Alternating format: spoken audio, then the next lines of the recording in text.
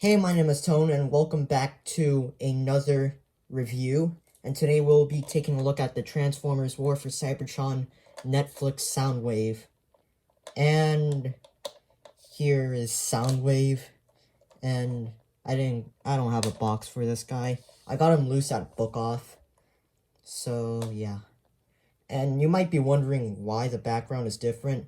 Well, I just installed a shelf, and if you even care for a room tour, maybe drop a comment about it. But let's get to the review. So the basics on Soundwave: he's basically anti-Starscream, and will always have Megatron's back no matter what. And the sculpting on this cassette player is really nice. You got like this front detail, just really nice. You got the buttons, which they don't actually act like actual buttons. Oh yeah.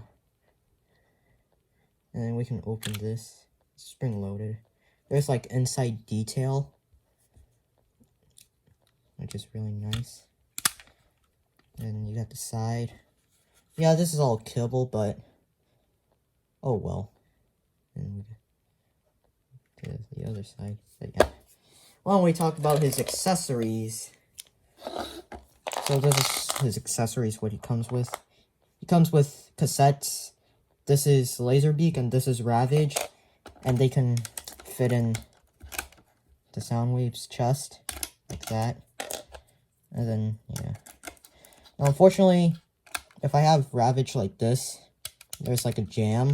But if I have it like the wrong way, then no jam. So, yeah. So, we got two fake batteries. This one is going to be his shoulder cannon. And this one is a concussion blaster. But yeah. They can store in Soundwave's legs.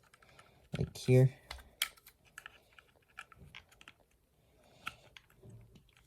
And lastly, this to combine those two guns, which I'm not going to showcase in the review. It doesn't look that good. But you can store it here. But yeah. Now, I don't have a Netflix Megatron or the spoiler pack Megatron, which is, again, another Netflix Megatron. But, who knows, maybe one day I'll get a Netflix Megatron, either the Siege one or the spoiler pack, but we'll see. And yeah, let's just cover Laserbeak and Ravage. So we'll get started on transformation. Just pull Laserbeak's beak. Then fold this. And fold his wings. And then his legs. Ravage. We'll just fold his legs. Or who knows if I can get it transformed right. Okay.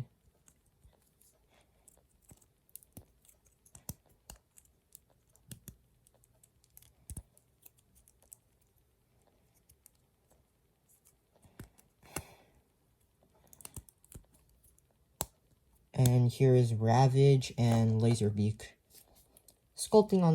Painting and sculpting on these two, they're really good for what they are. You got a little Decepticon insignia on Laserbeak. Yeah. Yeah. And then here's Ravage. Now, Ravage isn't my favorite cassette out of the two, but Ravage is not bad at all. Yeah. For articulation, Laserbeak gets a... And then, of course, you can like move his legs to the side and his wings. Yeah. Ravage can move his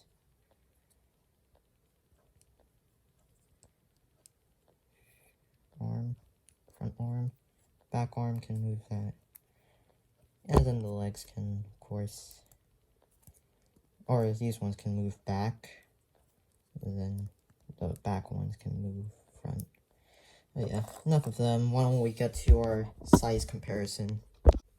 Here he is next to Netflix Optimus Prime, his wave mate, basically. And here he is next to Megatron, which he's in robot mode, as you can see. I don't think I'm going to transform a lot of my Transformers into their alt modes, but yeah, here he is in robot mode. Earthrise Starscream, and Siege Soundwave. With that out of the way, why don't we get to the transformation on Soundwave? So you want to fold this, and fold these, and fold his legs, move them, and then rotate them facing this way.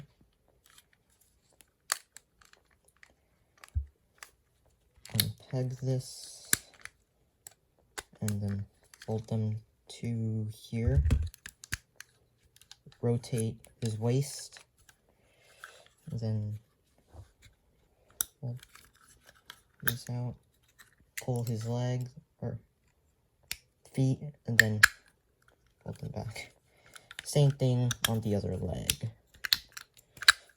Now, rotate his biceps, facing forward, fold his hand, and then, of course, same on the other arm. Fold his head, and then, of course, his shoulder or cannon. Pegs into there. And here is Netflix Soundwave in robot mode. Now, I gotta say, Soundwave has always been my favorite Decepticon since I was like, what, a 10-year-old? But yeah, Soundwave isn't a bad character at all. Like, the painting on sculpting on this guy looks really great. It's like he feels like he'd be like a mini masterpiece, of course. Although he has some flaws, like his legs are like a bit loose.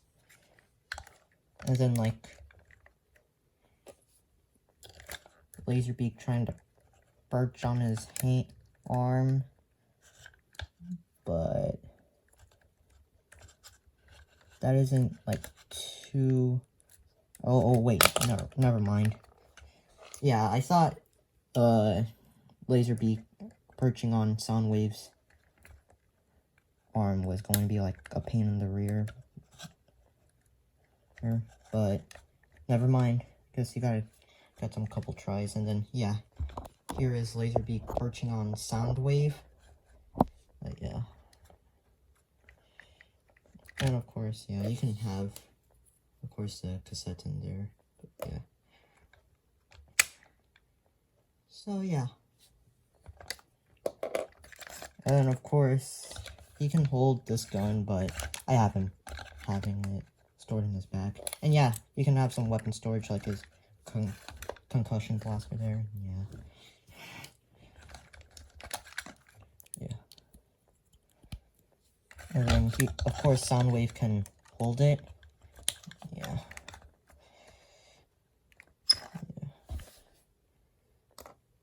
So, when we get to the articulation on this guy, and he has a ball joint on his head, you can look up, down.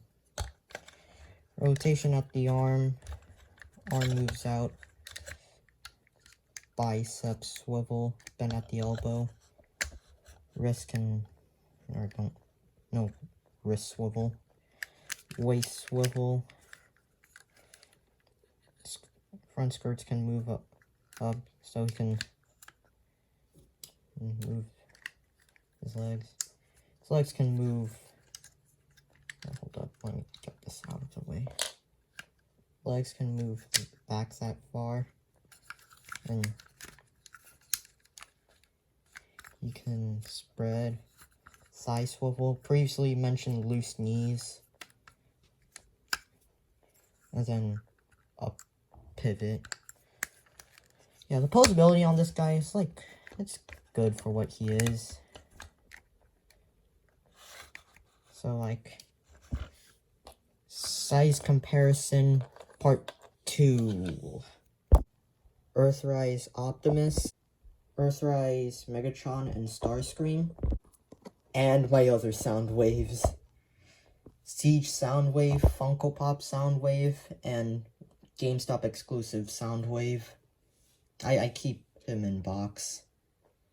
So like the overall ratings for this figure, honestly, I think as a figure he deserves like an 8 out of 10, but like for my bias on this character, he deserves at least a 9.5 out of 10. Like, he's not a bad figure, don't get me wrong, but like the knee problems is like, yeah, it's like my copy specifically. So yeah, he may be hard to find. Like, if you're trying to hunt one down, don't expect finding him really easily, but if you do find him, definitely grab him and add him to your collection.